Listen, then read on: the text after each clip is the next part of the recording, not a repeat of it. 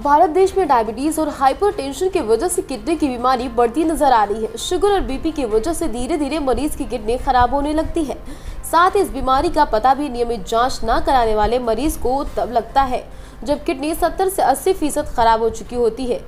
इस स्थिति में मरीज को जीवित रहने के लिए या तो डायलिसिस या फिर किडनी ट्रांसप्लांट की जरूरत पड़ती है। डायलिसिस एक रक्त साफ करने की प्रक्रिया होती है जिसे विशेषज्ञ मशीनों के जरिए पूरा करते हैं। इसमें शरीर से खराब अपशिष्ट रक्त को निकालकर उसे साफ करके वापस शरीर में भेजा जाता है। किडनी के मरीजों के लिए ये एक जीवनदात्री प्रक्रिया है। इसके माध्यम से सीकेडी के अनगिनत मरीज सुखी जीवन जी रहे। हालांकि इसका खर्च थोड़ा ज्यादा है, आजीवन कराना पड़ता है, इसलिए किडनी प्रत्यारोपण को किडनी की खराबी का एक स्थायी इलाज माना जाता है। आज इस पर किडनी ट्रांसप्लांट के विषय में हमारे राज्य संवाददाता मनीष मिश्रा ने केजीएमयू के ट्रांसप्लांट यूनिट के असिस्टेंट प्रोफेसर डॉक्टर लक्ष्य कुमार से बातचीत की।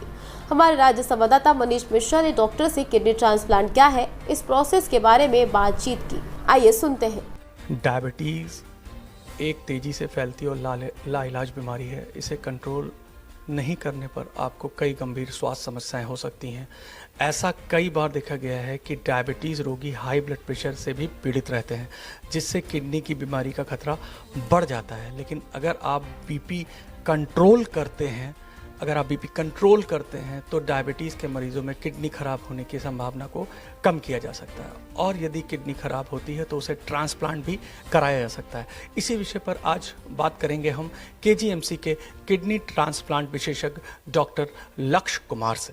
तो लक्ष्य, किडनी ट्रांसप्लांट क्या है और क्या इसका प्रोसेस है? नमस्कार दोस्तों। बेसिकली ऐसे लोग जिनका कि गुर्दा कमज़ोर है, जिनका गुर्दा खराब हो चुका है, और उन लोगों को जिनको कि डायलिसिस की ज़रूरत पड़ने वाली है या जिनको डायलिसिस हो रही है, ऐसे लोगों को अगर कोई स्वस्थ इंसान गुर्दा देता है तो उसे किडनी ट्रांसप्लांट बोला जाता है, उसे गुर्दा प्रत्यारोपण बोला जाता है।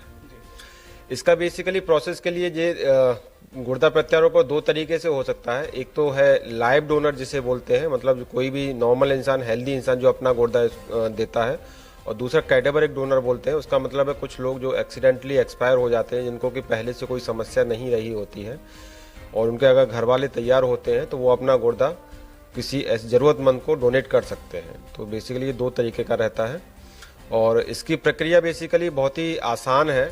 लाइव डोनर के लिए जैसा कि सरकारी अस्पतालों में, ज़्यादातर अस्पतालों में जो मान्यता है उसके अनुसार आप देने वाला घर का ही इंसान होना चाहिए, और ऐसा इंसान होना चाहिए जिसको कि शुगर की, बीपी की बीमारी ना हो, कोई लंबी बीमारी ना हो, कोई गुर्दे की और कोई समस्या ना हो। ऐसे लोगों को एक अपना गुर्दा डोनेट कर सकता है।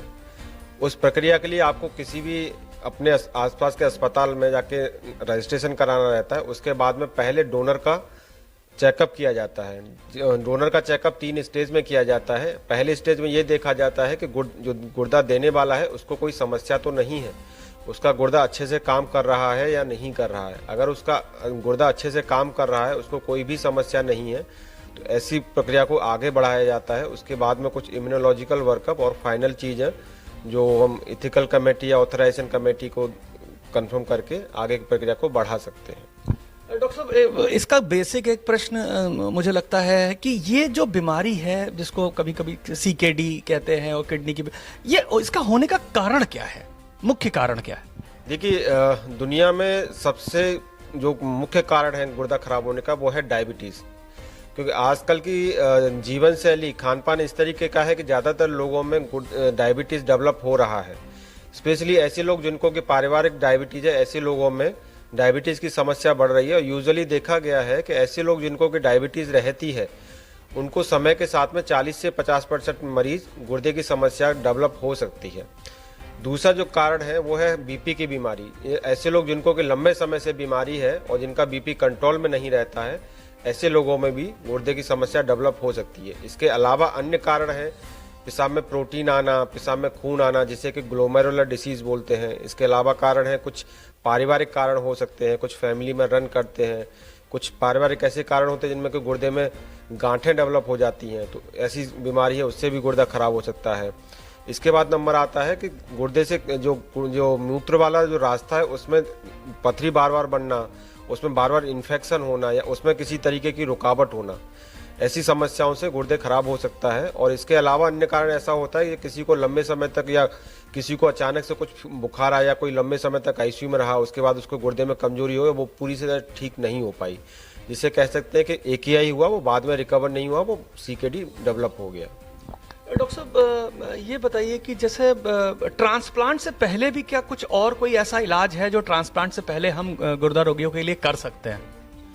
देखिए, जो सबसे पहला जो इलाज है वो तो यही है कि बीमारी को टाइम रहते पता किया जाए और उसका टाइम रहते इलाज शुरू किया जा सके। और जो अगर जिसको शुगर की बीमारी है, शुगर को कंट्रोल रखना है, जिसको BP की बीमारी है, BP कंट्रोल रखना है। अच्छा, दूसरा इंसान क्या है कि हर उम्र में, हर एज में एक दर्द तो कहीं ना कहीं इंसान को होता है और कभी कभी दर्द लंबा होता है। तो इस चीज़ का ध्यान रखना है कि आपको लंबे समय तक दर्द की दवाइयाँ नहीं खानी है, क्योंकि दर्द की दवाइयाँ गुर्दे के लिए बहुत ही नुकसानदायक होती हैं, स्पेशली जब आपके उसे लंबे समय तक खा रहे हैं। तो इस चीज़ का विशेष ध्यान रखना है कि दर्द की दवाई नहीं खानी है और अगर ज़रूरत पड़ रही है तो अपने किसी चिकित्सक को सलाह से ही खाइए और जब तक वो बने तब तक ही दवाई खाइए। अपने मन से इस तरीके की दवाइयाँ न खाइए। मैंने सुना है डायलिसिस भी एक प्रक्रिया होती है जिससे कई बार ऐसा होता है कि डायलिसिस एक ऐसी प्रक्रिया है जिसकी वजह से लोग जो है लंबे समय तक अपना जीवन जी लेते हैं। तो क्या ऐसा कुछ है?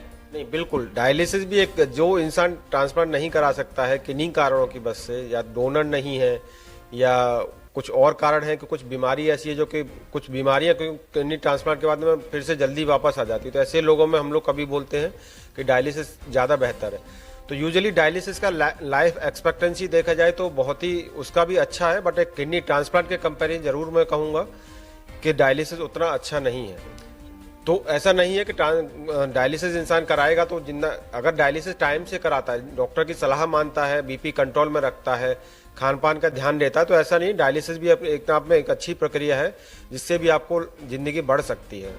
वहीं किडनी ट्रांसप्लांट की समस्या, side effect, living kidney donor के विषय पर क्या कहा डॉक्टर लक्ष्य ने, सुनिए। ट्रांसप्लांट के बाद क्या समस्याएं हो सकती हैं आम लोगों की? अगर आप बात करें जो लोग ट्रांसप्लांट कराते हैं, तो क्या उसके बाद भी कुछ समस्या किडनी की होने की संभावना रहती है? हाँ, देखिए, जैसा मैंने बताया था अभी कि बेसिकली कुछ बीमारियां ऐसी होती हैं जो ट्रांसप्लांट के बाद वापस आ जाती हैं, जिन्हें रिलैप्स रिकरेंस बोला जाता है, जो बेसिक डिसीज, मतलब यूजुअली तो हम लोग जब किसी को बीमारी होती है गुर्दे की, स्पेशली जब वो इनिशियल स्टेज में आता है, गुर्दे का साइज ठीक रहता है, तो हम किडनी की बायोप्सी करके देखते हैं कि बीमारी क्या है। और जब वो वापस से कभी ऐसा होता है कि समय के साथ में अगर वो इंसान डायलिसिस पर चला जाता है, तो कुछ बीमारियां उनमें से ऐसी होती हैं जो ट्रांसप्लांट के बाद में वापस आ सकती हैं, और कभी कभी वो इतनी तेजी से आती हैं कि वो गुर्दा, जो लगा गुर्दा है, जो ट्रांसप्लांट और किडनी, उसको भी खराब कर सकती हैं। इसके अलावा सबसे जरूरी चीज़ ऐसा होता है कि आप जो डायलिसिस, जो ट्रांसप्लांट वाले मरीज हैं, उनको ये बोला जाता है कि स्पेशली 3 दवाइयाँ चलती हैं जिन्हें कि इम्यूनोलॉजिकल ड्रग्स बोला जाता है, जो कि इम्यूनोसप्रेशन का काम करती है, मतलब कि वो रोगों से लड़ने की क्षमता को कम करती है, स्पेशली जब, क्योंकि किडनी किसी और का अंग है, उससे उसको वो गुर्दे को, मतलब गुर्दा जो लगा है वो हमारी जो बॉडी है उसे रिजेक्ट करने की कोशिश करती है।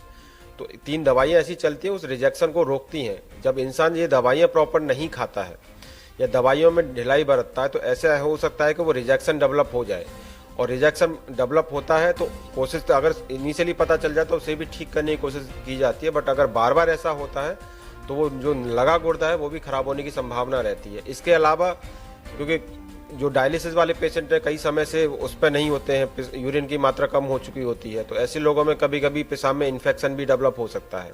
बाकी तो ऐसा कोई, अगर इंसान BP का ध्यान रखता है, खान पान का अपना ध्यान रखता है, तो यूजुअली कोई दिक्कत होती नहीं है ट्रांसप्लांट के बाद में। किडनी ट्रांसप्लांट के बाद क्या डाइट लेनी चाहिए, इसके विषय में डॉक्टर लक्ष्य ने सूचना इंडिया को क्या बताया, देखिए रिपोर्ट। ट्रांसप्लांट के बाद आदमी को क्या ऐसी चीजें हैं, डाइट क्या किस तरह से लेनी चाहिए? देखिए, डाइट हमेशा स्वस्थ डाइट लेनी चाहिए, चाहे वो ट्रांसप्लांट हो चाहे वो आम इंसान हो, हर किसी को स्वस्थ डाइट ही लेनी चाहिए। स्पेशली आपको नमक की मात्रा लिमिटेड रखनी चाहिए, कम नमक की मात्रा लेनी है। इसके आपको जंक फूड हो गया, फास्ट फूड हो गया, वो चीज़ें नहीं खानी है, ऑयली चीज़ें कम करना है, बिकॉज स्पेशली ट्रांसप्लांट के बाद में हार्ट की दिक्कत होने की संभावना रहती है। अगर आप इस तरीके की चीज़ें लेते हैं, बहुत ज़्यादा जंक फूड खाते हैं, बहुत ज़्यादा ऑयली चीज़ें लेते हैं, नमक ज़्यादा खाते हैं, तो BP बढ़ेगा और हार्ट की दिक्कत डेवलप हो सकती है। तो इसीलिए खान पान का विशेष ध्यान रखना है। बाकी एक बार ट्रांसप्लांट हो जाता है, पेशाब की मात्रा एडिक्वेट आती है तो आप आराम से अच्छे से पानी पी सकते हैं। बाकी जो यूजुअली हम लोग डायलिसिस के समय बोलते हैं कि फ्रूट नहीं खाने हैं। अगर आगे चल के पेशाब आपको ठीक हो रहा है तो उस फ्रूट वगैरह का भी आप फ्रीली ले सकते हैं। देखिए और जानिए कि किडनी ट्रांसप्लांट की सफलता का दर क्या है। किडनी ट्रांसप्लांट पे कितना खर्च हो सकता है, इसके विषय में डॉक्टर लक्ष्य ने बताया कि KGMU में बाहर की तुलना ज्यादा खर्च नहीं होता। क्या है आपके यहाँ सफलता का दर? KGMC में अगर मैं बात करूं या ओवरऑल सब बात करूं तो ट्रांसप्लांट की सफलता का क्या दर है? देखिए, ट्रांसप्लांट की सफलता वैसे तो कई चीज़ों पर डिपेंड करती है कि आप देने वाला कौन है, देने वाले की उम्र कितनी है, लेने वाले की उम्र कितनी है, जब उनका जो चेकअप हुआ उसमें कोई इम्यूनोलॉजिकल वर्कअप में कुछ ऐसा तो नहीं आया।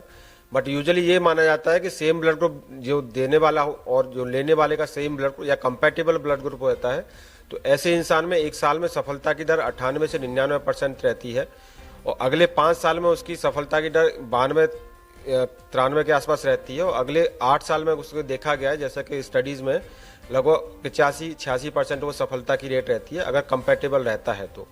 या ऐसे लोग जिनको को इनकम्पैटिबल ट्रांसप्लांट बोलते हैं या जिनका कि ब्लड मतलब वो खून मैच नहीं करता है, ऐसे लोगों में भी ऑल्दो सफलता कंपैटिबल के कंपैरिजन कम रहती है बट उसमें भी ऑलमोस्ट 2-4% ही कम रहता है, बाकी ऑलमोस्ट सेम ही सफलता रहती है। कितनी उम्र तक के लोग किडनी को दे सकते हैं अगर दान करना चाहें? अगर कोई बुजुर्ग है दान करना चाहे तो क्या वो कर सकता है? बिल्कुल, देखिए जो गाइडलाइन है, जो सोटो और नोटो की जो गाइडलाइन है उनके अनुसार जो एज ग्रुप जो डिसाइड किया गया डोनेशन के लिए वो 18 साल से 65 साल के लिए डिसाइड किया गया है।